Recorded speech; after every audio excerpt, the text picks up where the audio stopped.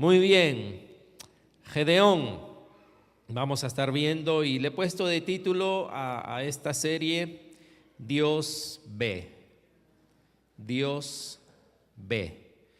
Y vamos a empezar en Jueces, pero no el capítulo 6, que es el capítulo donde siempre ya buscas a Gedeón, sino el capítulo anterior, el capítulo 5.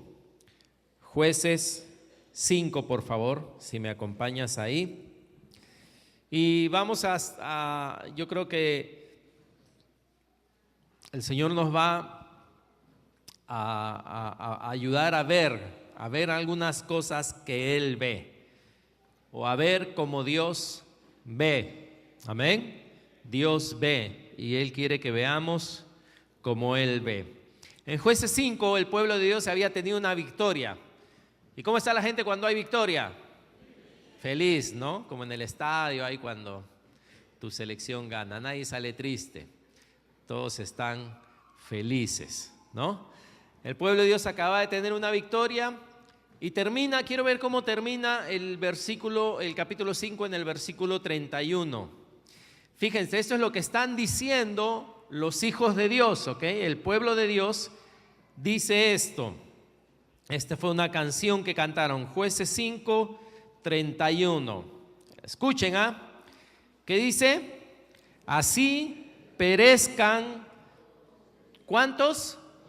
Todos tus enemigos, oh Dios, mas los que te aman, ¿qué dice? Sean como el sol cuando sale en su fuerza. Amén. ¿Cuántos están de acuerdo con esa declaración? ¿Cuántos están de acuerdo con esa declaración? Lean, así perezcan todos tus enemigos, oh Dios. No, eran los enemigos que acababan de morir. Mas los que te aman sean como ¿qué? Como el sol cuando sale en su fuerza. ¿Están de acuerdo con esa declaración? Yo estoy de acuerdo, ¿sí? Muy bien, estamos de acuerdo. Guárdenlo ahí, estamos de acuerdo con esa declaración. Pero luego dice, fíjense, y la tierra ¿qué? Reposó 40 años, ¿no? ¿Qué quiere decir que la tierra reposó 40 años? ¿Qué quiere decir? Que hubo paz, ¿no? Que hubo tranquilidad. Es interesante este lenguaje. ¿Qué se refiere? Que hubo paz, ¿no? Que la gente estaba andando según la voluntad de Dios, ¿no? Pero ¿qué Dios ve? Si se dan cuenta en este versículo, dice Dios ve la tierra. Dice acá, la tierra, ¿no? Usa ese lenguaje, reposó 40 años. Hermanos, a veces estamos tan absorbidos por nuestra propia vida, por nuestros deseos, por nuestros pensamientos, por nuestros planes, que a Dios lo metemos en un embudo donde es una boca muy grande porque queremos todo lo de Dios, pero el embudo acaba ¿en dónde? En mí. En mí. O sea, como cantábamos, ¿no? Dios es todopoderoso. ¿Cuántos creen que Dios es todopoderoso? Y tú miras arriba y tú dices, Dios es todopoderoso, pero lo ves en un embudo y quieres que ese todopoderoso, ¿dónde termine? En mí. Dios es proveedor, sí, pero cuando pensamos usualmente en que Dios es proveedor, ¿en qué billetera estamos pensando? ¿En qué cartera pensamos? En la mía. Cuando decimos Dios es sanador y creemos que Dios sana y Dios es sanador, si somos sinceros, mayormente, ¿no? Pensamos y metemos a Dios en un embudo donde nosotros nos convertimos en el centro de todo lo que Dios tiene que hacer. Tú dirás, no, pastor, eso no creo que sea. No. ¿Y qué te pasa anímicamente cuando el embudo no chorrea nada? ¿Aló? Se me acabó el crédito, creo, ¿no? No, se te acaba el crédito. ¿Ah? ¿Cómo tú, pastor? No, usted este es un exagerado, pastor. ¿De qué me está acusando? Ahorita me voy de la iglesia. No, solo estamos conversando. ¿Qué sucede contigo emocionalmente cuando ese embudo no chorrea? ¿Qué sucede emocionalmente? ¿Cómo te sientes emocionalmente cuando ese Dios, tu Dios, por alguna razón, lo que tú crees que Él es, lo que tú crees que Él hace, lo estás esperando para ti y no sucede? Anímicamente, ¿cómo te sientes? Tú dices, oh, gloria a Dios, porque yo sirvo a Dios, yo adoro a Dios sin importar lo que Él haga. Tú dices, gloria a Dios, como dijo el profeta Habacuc, aunque la higuera no florezca, aunque haya escasez, aunque no haya nada, con todo yo me gozaré en Jehová. Yo quisiera llegar a ese lugar, hermanos. Pero la realidad usualmente, ¿cuál es? ¿Cuál es la realidad usualmente? La realidad usualmente es que si ese Dios grande no chorrea por ese embudo a mi vida, las cosas que yo quiero, las cosas que yo necesito, algo me pasa, me afecta. Mi fe decae, mi confianza, mis fuerzas, mis ganas de congregarme, mis ganas de hacer las cosas para Dios son afectadas totalmente.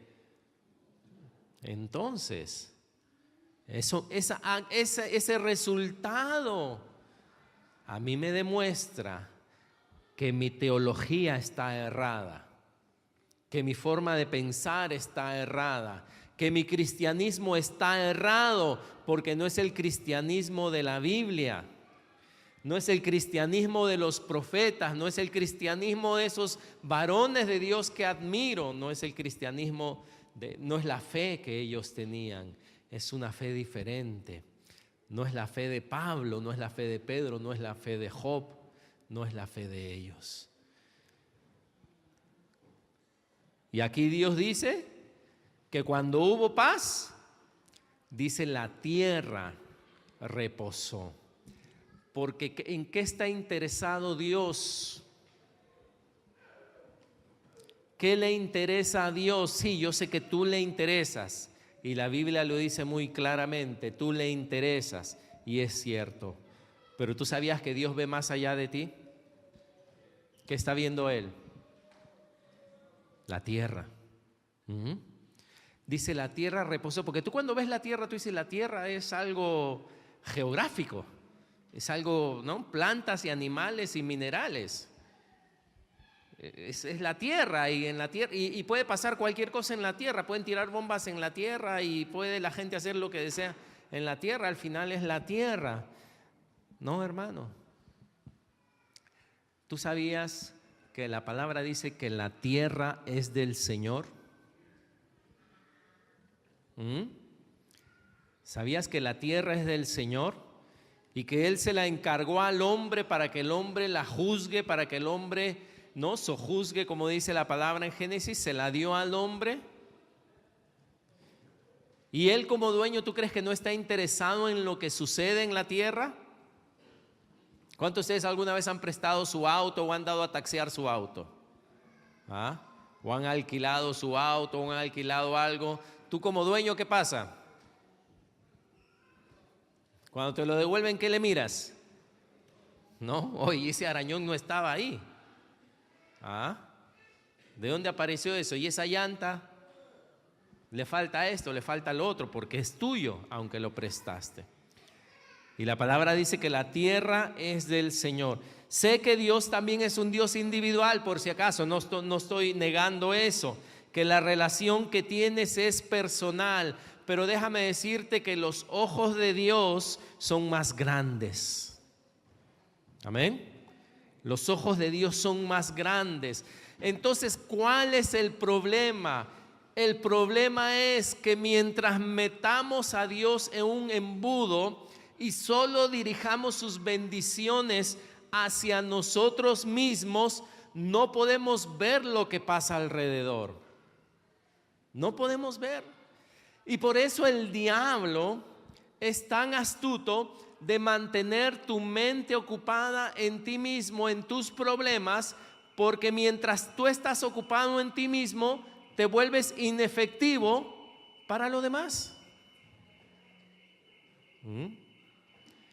¿Cómo vas a poder ayudar a los demás? Si tú estás pensando en ¿qué? En tu necesidad. Estás pensando en ti. Así que Dios ve, hermanos, Dios ve la tierra. Y Él vio que cuando hubo paz, cuando la gente se puso, no vencieron a los enemigos y se pusieron a cuentas con Dios, hubo un efecto sobre la tierra, dice, y la tierra reposó. ¿Cómo está la tierra ahora? Si te pones a pensar.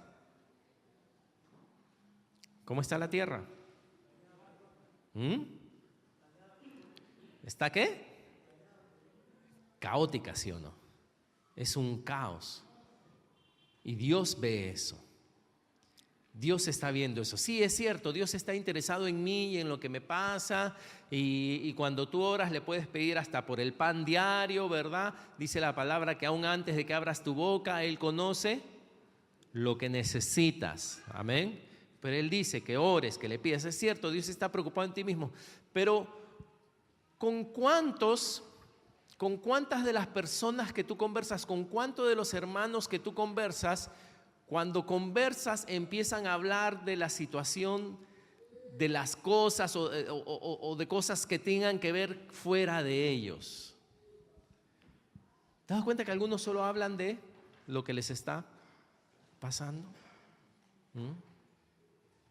Solo hablan de lo que les pasa, solo hablan de lo que necesitan, solo hablan si piden oración es solamente por algo de ellos, ¿no? Y mientras nuestra mente esté centrada solamente en nosotros, todavía no estamos viendo como Dios ve. Amén. Dios ve la tierra. Dios ve la tierra. Y ahora sí pasamos al capítulo 6. Al capítulo 6. Versículo 1. La tierra estaba en reposo, todo estaba bien. Pero ¿qué dice? Los hijos de Israel hicieron ¿qué? Lo malo ante los ojos de Jehová. Y Jehová los entregó en mano de Madián. ¿Por cuánto? Por 7 años. Ay, ay, ay. Ay, ay, ay. Estaban bien, estaban andando bien, las cosas iban bien, la tierra reposó. Pero ¿qué pasó?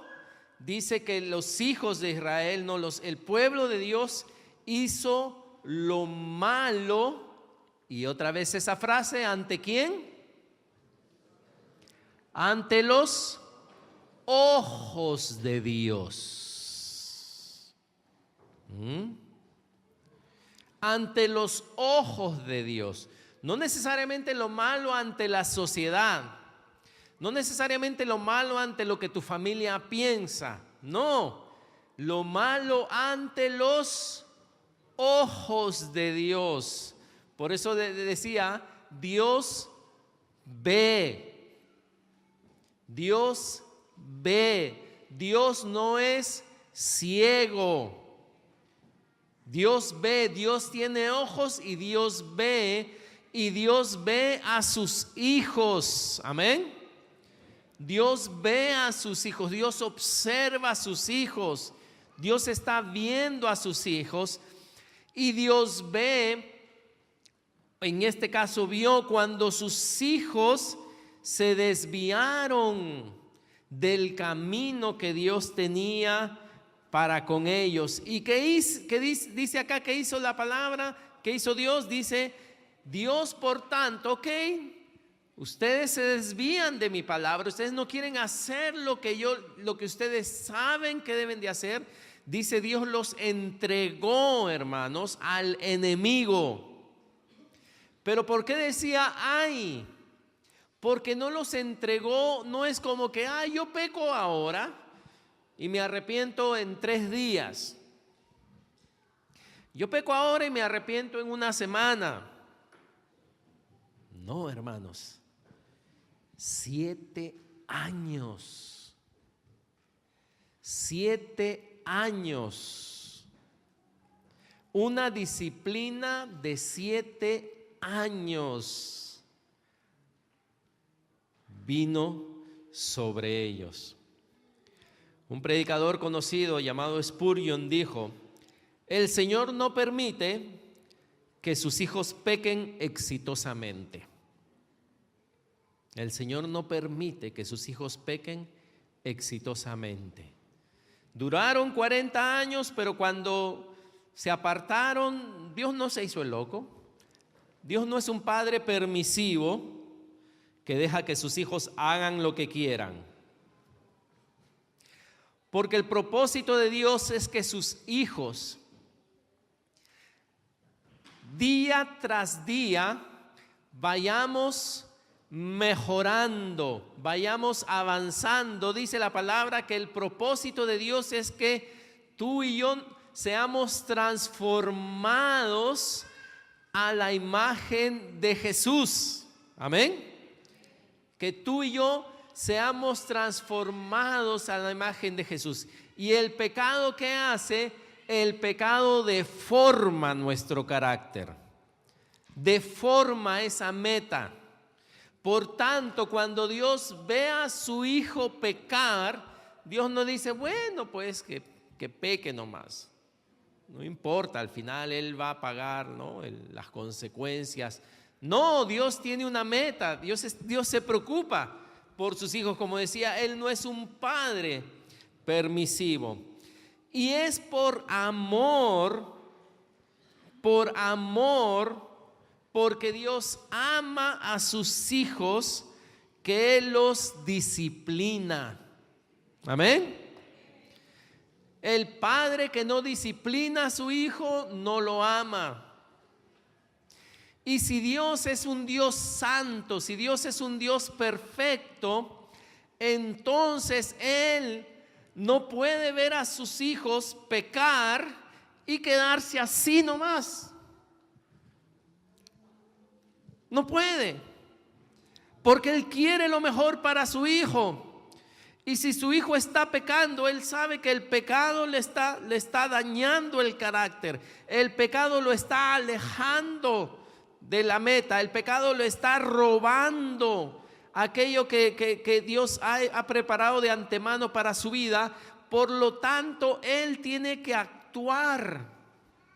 Y la Biblia dice que ese actuar es disciplina. Dios tiene que disciplinar a su hijo. Pero escuchen, ¿por qué Dios tiene que disciplinar a su hijo? Porque lo ama, porque quiere lo mejor para él. Si no es tu hijo, ¿no? Como cuando uno ha ido al supermercado y ve hijos malcriados, o en el micro, ¿no? ¿Qué haces cuando ves esos hijos pegándole a sus mamás, haciendo berrinche? ¿Qué haces? Lo máximo que puedes decir es decir algo, pero tú no puedes disciplinarlo. No es tu hijo. No es tu hijo, ¿no?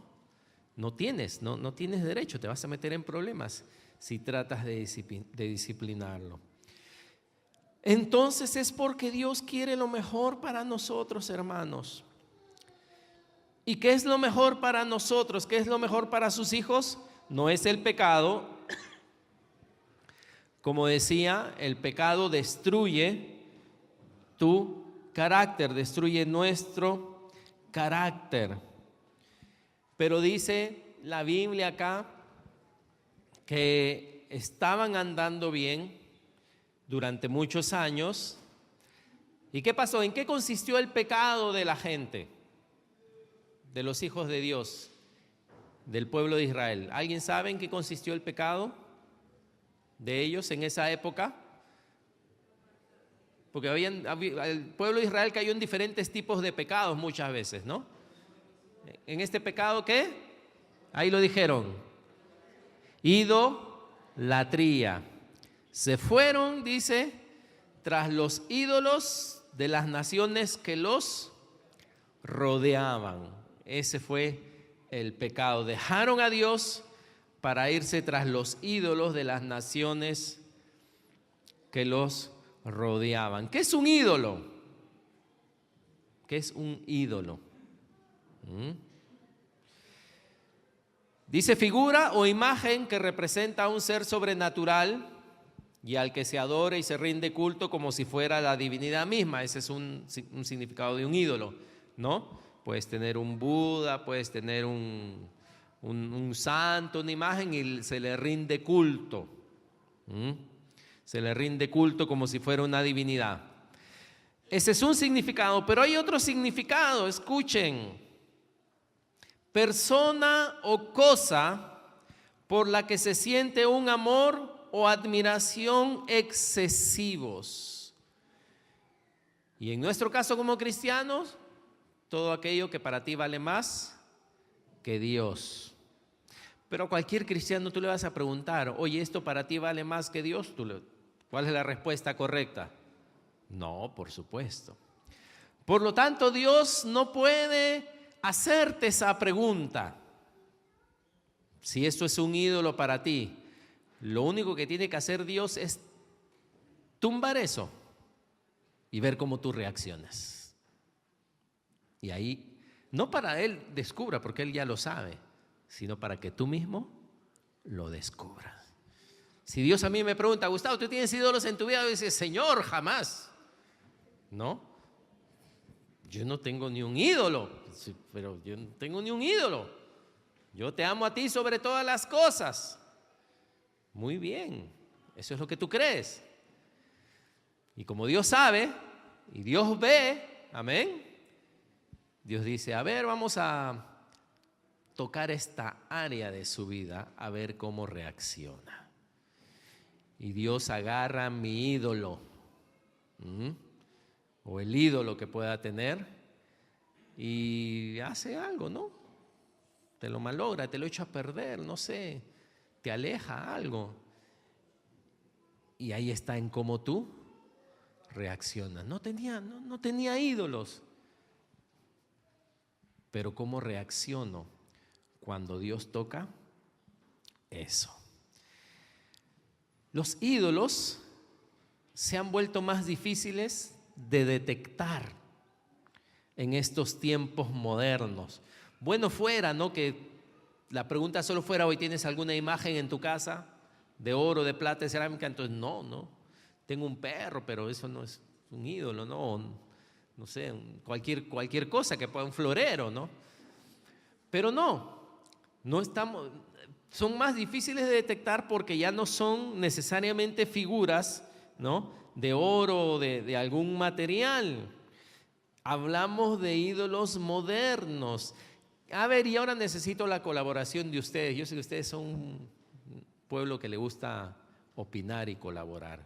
¿Qué ídolos modernos creen que podamos tener en nuestra vida? A ver, el televisor es un ídolo. El deporte, el celular, ¿qué más? El dinero, muy bien. A ver, han dicho deporte, televisor, celular, dinero, ¿qué dijeron? ¿Gimnasio? Música, o músicos, ¿no? Ídolos, ¿qué más hay? Trabajo, muy bien. Hijos, ok. Dinero, sí mencionaron. ¿Qué más? Oscar, ¿qué? La ropa, la facha, ya.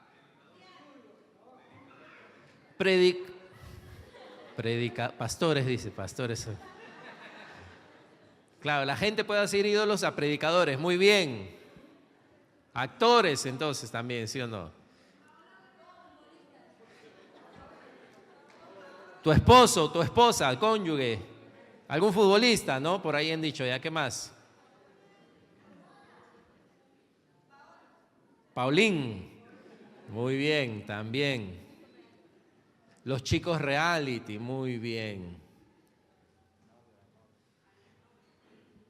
La novia, el novio. ¿Algo más? Los ídolos, ¿no? El carro, cualquier posesión material, muy bien. Muy bien. Más o menos. Más o menos. ¿Por qué? Porque todos hemos mencionado cosas, ¿verdad? O personas, ¿no? Todos hemos mencionado cosas, celular, televisión, etcétera, etcétera. Pero el problema no es en sí eso, sino lo que eso produce, lo que eso me da, la causa de la idolatría. Porque si yo digo, el ídolo es la televisión, vendo mi televisión, ¿me libré del ídolo? ¿Me libré del problema? No, porque había algo acá que eso me daba y que todavía está ahí. Entonces ya no va a reemplazar, ya no va a ser la televisión, sino va a ser ahora otra cosa. El ídolo, ¿no? Entonces es el celular. Muy bien, entonces yo ya voy a botar el celular, pero el problema es el celular en sí. El problema es esto que me da. Cuando ahí estoy revisando, ¿no? Hasta de madrugada, ¿qué me da? ¿Qué está alimentando? Ese es el problema. Ese es el problema. Entonces, ninguno de ustedes dijo, por ejemplo, un ídolo, no, bueno, han mencionado varias cosas, pero hubieran dicho, por ejemplo, no sé, un ídolo es cualquier cosa que te haga sentir amado. Un ídolo es cualquier cosa que te haga sentir importante, porque ahí somos diferentes, ¿no? Un ídolo, de repente es tu hijo, es el que te hace sentir importante y tu hijo se convierte en tu ídolo. Para otros, la fama los hace sentir importantes, su ídolo se convierte en su posición. Para otros, la ropa los hace sentir importantes, su ídolo se convierte en la ropa. Entonces, nada ganamos deshaciendo los ídolos, porque los ídolos están en el corazón.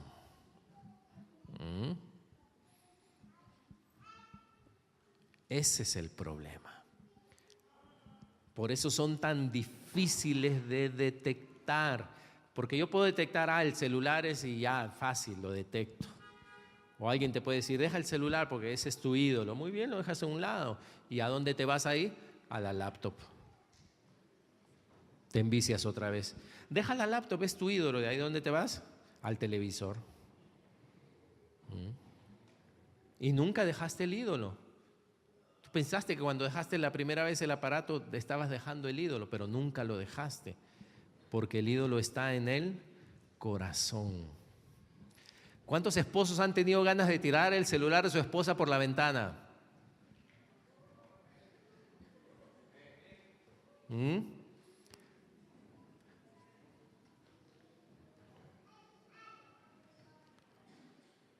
¿Cuántas esposas han querido tirar el televisor del esposo por la ventana?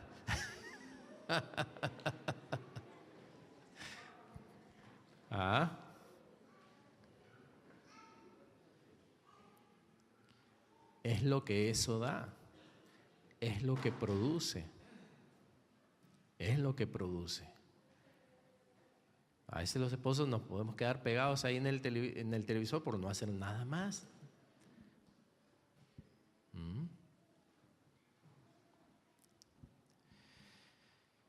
Así que Dios trata porque Dios ve. Amén.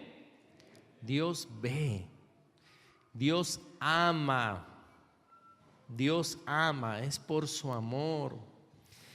Y Dios permite entonces que ellos sufran, hermanos.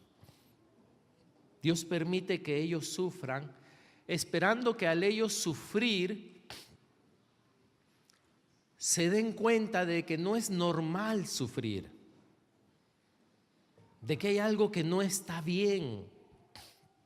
¿Sabían que no es normal sufrir? ¿Cuántos sabían eso? ¿No es normal estar peleándose todo el tiempo? ¿Sabían? ¿Ah? No es normal. No es normal estar peleándose todo el tiempo. No es normal estar discutiendo todo el tiempo. No es normal estar angustiado todo el tiempo. No es normal andar deprimido todo el tiempo. No es normal, no es normal. Y lo que Dios quiere que descubran es eso, es que llegue el momento en que ellos se cansen y que digan: ¿hasta cuándo vamos a vivir así? Basta ya, algo tiene que cambiar. Ese es el propósito del sufrimiento, que te canses, porque no es normal que sufras. Estoy hablando de cuando las cosas no están conforme a la voluntad de Dios. No es normal.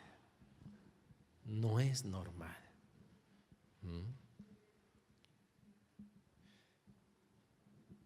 Por eso Dios los disciplinó. ¿Y en qué consistía la disciplina? Versículo 2 del capítulo 6, ¿verdad? ¿Están ahí? Muy bien. En esto consistió, dice: y la mano de Madián prevaleció contra Israel. Y fíjense, y los hijos de Israel, por causa de los madianitas, se hicieron ¿qué? Cuevas en los montes. ¿Y qué más? Y cavernas y lugares ¿qué? Fortificados. Pues sucedía que cuando Israel había sembrado, subían los madianitas y amalecitas y los hijos del oriente contra ellos, subían y los atacaban, y acampando contra ellos destruían los frutos de la tierra hasta llegar a Gaza, y no dejaban que comer en Israel ni ovejas, ni bueyes, ni asnos, porque subían ellos y sus ganados y venían con sus tiendas en grande multitud como langostas. Ellos y sus camellos eran innumerables. Así venían a la tierra para devastarla. De este modo empobrecía Israel en gran manera por causa de Madián, y los hijos de Israel, ¿qué dice? Clamaron a Jehová. ¿Qué tendrá que hacer Dios a veces para llamar nuestra atención?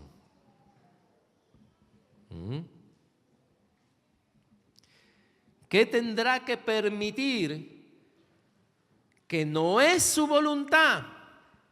¿Porque era la voluntad de Dios que los enemigos prevalezcan sobre su pueblo? No. Nunca esas fueron sus promesas, ¿no?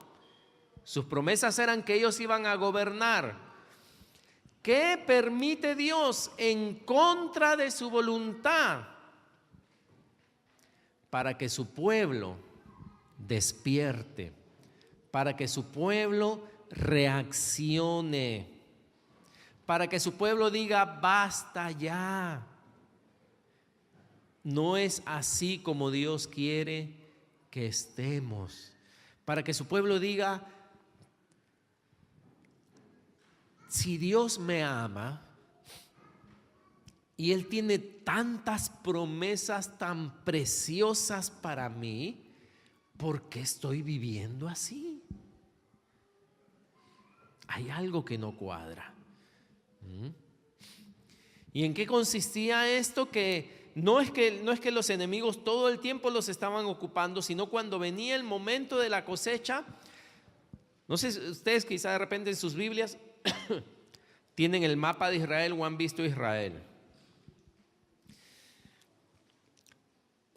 El enemigo venía del oeste y venían con camellos, venían con todo y con carpas, con tiendas, y empezaban a entrar a Israel.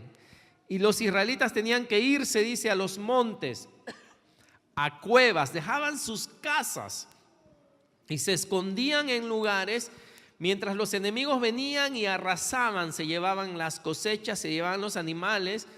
Pero ni siquiera era que cruzaban la frontera, hermano. Llegaban, dice, hasta Gaza. Y si tú ves un mapa, Gaza estaba en el otro extremo, en la otra costa. Venían por abajo y venían por el oeste y atravesaban todo. E Israel empobrecía, dice aquí la palabra. Los dejaban sin nada de comer. Los dejaban sin comida. ¿Era el propósito de Dios que estén sin comida? No, no era el propósito de Dios. ¿Era la voluntad de Dios? No, Él los amaba. Pero Dios ve. Dios ve. Si hay algo, hermanos, que tenemos que recuperar, todos incluidos, si hay algo que tenemos que recuperar todos, es cómo Dios ve el pecado. Amén.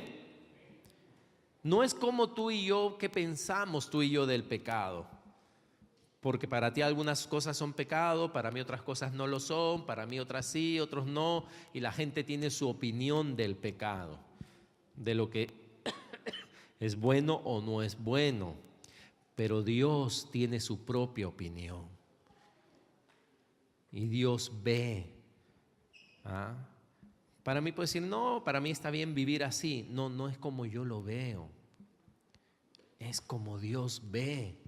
Porque como Dios ve, Él va a actuar. Él no va a actuar como tú y yo vemos. Él va a actuar como Él ve.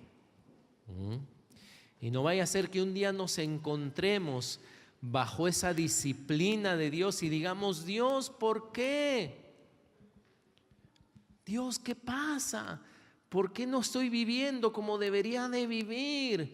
Y lo que tenemos que examinar es cómo Dios ve. Y que podamos ver como Él ve, hermanos. Tú dirás, pastor, qué tremendo, ¿no? Lo que sucedió con ellos, pobrecitos, no tenían que salir y empobrecían. Y qué terrible, ¿no? ¿Cómo habrá sido eso? Y justo los hermanos no sabían que yo iba a compartir esto, pero justo ayer estuvimos reunidos en mi departamento con nuestros hermanos que han venido de Venezuela. Ellos no sabían que yo iba a compartir esto. Y cuando ellos hablaban y contaban lo que está pasando allá, es eso, ¿verdad? Es eso. No hay madianitas en Venezuela que los atacan a ellos, ¿no? Pero lo que ha sucedido en ese país, y ha sucedido desde hace quizá 30 años, porque ¿cuántos de ustedes se acuerdan cuando toda la gente se iba a Venezuela porque todas están las cosas muy bien por allá? ¿Se acuerdan? Mi papá se fue a Venezuela. Todo estaba muy bien en los 80s, en los 70s, 80s. Venezuela nos llevaba de encuentro. Y ustedes los ven a ellos de repente acá y ustedes dicen, bueno, ellos han venido porque están saliendo a otro país y a buscar trabajo. Pero no es así. No es como cuando uno se va a otro país a buscar trabajo. No es como cuando un peruano se va a Chile a buscar trabajo y si no le va bien regresa y de ahí se va a otro país. No es así que ellos están acá. La gente se está muriendo de hambre. Niños no tienen que comer o comen una sola vez al día. O me contaba la hermana, creo que trabajaba, no sé si en una posta o en un hospital, niños se morían porque les faltaba un catéter para poner, no había, y el niñito se moría ahí delante de ella. Ellos tienen esposos. ¿Dónde está Javier? ¿No, verdad? Ahí está Javier. Tiene una esposa, ¿sí o no, Javier? 2 niñitos. ¿De qué edad? De 3 y el otro de meses, ¿sí o no? Cuando él salía con su hijito, le decía: papá, ¿dónde te vas? No te vayas, yo quiero ir contigo. Y él le tenía que decir: no, hijito, solo voy acá y vengo, voy a despedir a alguien, creo, ¿no? Y ya regreso. Y el hijito le decía: ¿y por qué te vas con la maleta? No, no te preocupes, hijito, ya me voy, ya me tengo que ir. Y él sabía que se estaba yendo del país, se venía para acá. Su hijito menor, que tiene 8 meses, no, lo ha visto seguro por video todo, pero no sabe qué decir papá ni jugar con papá. Su hermano me contaba que él estuvo en Panamá. Primero en Panamá casi se lo llevan encarcelado, todo. Ojalá no les moleste, ¿verdad?, que mencione quizás estas cosas, porque ellos lo contaban, ¿no?, abiertamente, no éramos varios ahí, ¿no? Ellos no están acá porque, bueno, están acá visitando, porque como uno, no, voy a buscar a un país para buscar simplemente. No, hermanos, ellos tienen familia, la gente tiene familia, y ellos no son los únicos. Miles de familias están separándose. Y yo me podía imaginar cómo sería si eso nos sucediera a nosotros, ¿no? ¿Te imaginas, Danilo, tú siendo ingeniero y teniendo título todo, no tienes para comer? ¿Y qué? ¿Van a morir de hambre? No, tienes que irte a algún sitio a buscar y trabajar y mandarle a Kiki para que coma. Y Roberto tendría que irse a otro país, o a veces la mujer se va a otro país. Y las iglesias, lo que me contaban es que las iglesias, si antes tenían 300 miembros, si antes tenían 500 miembros, ahora tienen la mitad de miembros. Todas las familias están divididas y muchos no pueden ni reunirse porque no tienen ni dinero para poder, no tienen un sol ni 50 céntimos para poder ir a un lugar. Y eso está pasando ahora, en pleno siglo XXI, en un país que está a 4 horas por avión nomás, creo 3 horas y media, 4, debe estar 4 horas por avión. Eso está pasando ahorita. Y adivina qué, no solo los que no son cristianos les afecta, y los cristianos tienen un embudo donde Dios a ellos, a los cristianos, les hace llover pollos y panes y comida, y ellos sí, los cristianos están todos engordando, comiendo bien, y los no cristianos están padeciendo.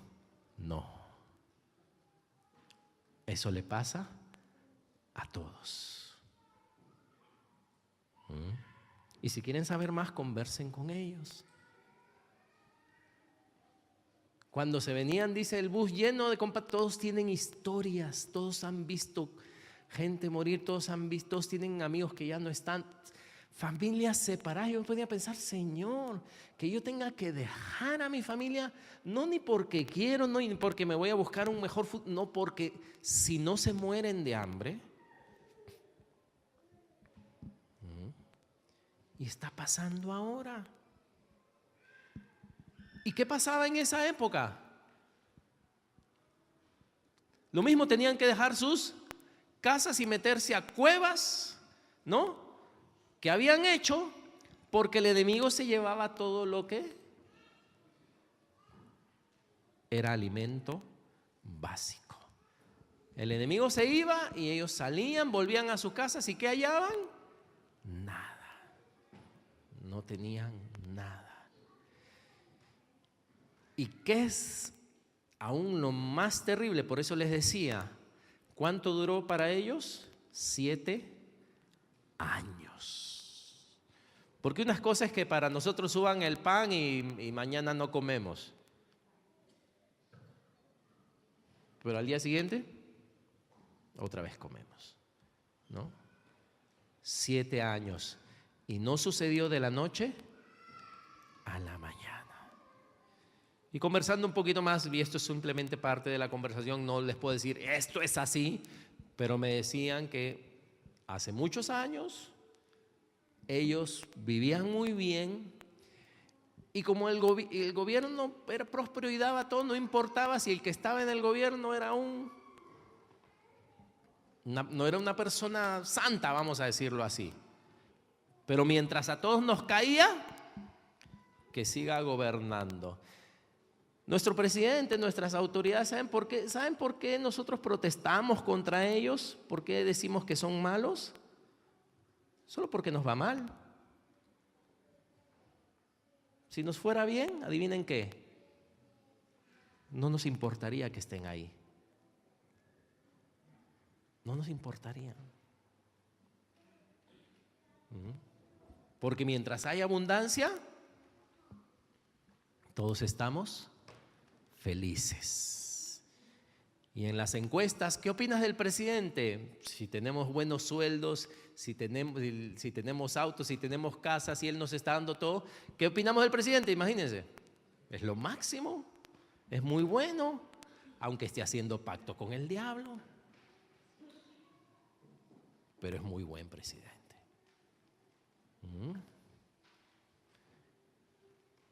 Y es la disciplina de Dios. No esperemos, hermanos, que Dios nos discipline aún como país, como familia, como iglesia, como ciudad. Hermanos, yo todo el tiempo estoy consciente, bueno, no todo el tiempo, pero digo, siempre estoy consciente que las cosas en este lugar podrían cambiar de un día a otro completamente. Si un terremoto fuerte que está previsto que suceda desde hace, ¿no? Si un terremoto súper fuerte ocurre en esta ciudad, al día siguiente todo va a cambiar. Y más aún si se llevan vidas, todo va a cambiar. Así que no podemos, como decía, vivir, como que vivamos la vida y que la vida te viva, no sé cómo es la cosa. Vive la vida y no sé qué cosa, ¿no? Vive la vida, disfruta. No, todo está bien, estamos bien. Hermanos, la vida no la tenemos contada. Peor como manejamos acá, ¿sí o no? ¿Sí o no? No tenemos la vida contada. Tenemos que vivir y aprovechar el tiempo en vivir como Dios quiere que vivamos. Pero como dice la palabra, versículo 7, ya estamos terminando. Y cuando los hijos de Israel clamaron a Jehová a causa de los madianitas, Jehová envió a los hijos de Israel un varón profeta, el cual les dijo: así ha dicho Jehová, Dios de Israel: yo os hice salir de Egipto y os saqué de la casa de servidumbre. Os libré de mano de los egipcios y de mano de todos los que os afligieron, a los cuales eché de delante de vosotros, y os di su tierra. Y os dije: yo soy Jehová vuestro Dios, no temáis a los dioses de los amorreos, en cuya tierra habitáis. ¿Qué dice? ¿Pero qué? No habéis obedecido a mi voz. Una cosa es cuando uno hace cosas por ignorancia, ¿no? Peca de ignorancia, como se dice. Pero acá Dios sí le había mostrado a su pueblo qué era lo que él quería. Y el pueblo no hizo lo que Dios quería. Dios ve al que clama. Dios ve al que clama. Pero fíjense que antes de librarlos, Dios les dice por qué les ha venido lo que les ha venido. Porque cuando tú libras a alguien que no sabe qué mal ha hecho, adivina qué va a hacer. Lo va a volver a hacer, ¿no? Lo repite otra vez. Oh, no sabía. Dios antes de librarlos, todo esto es lo que sucede antes de que aparezca Gedeón en escena. Dios antes de librarlos les tiene que decir por qué ellos están en la situación que están. Y les dice, porque no obedeciste a mi voz. Amén. Pónganse en pie, amados hermanos.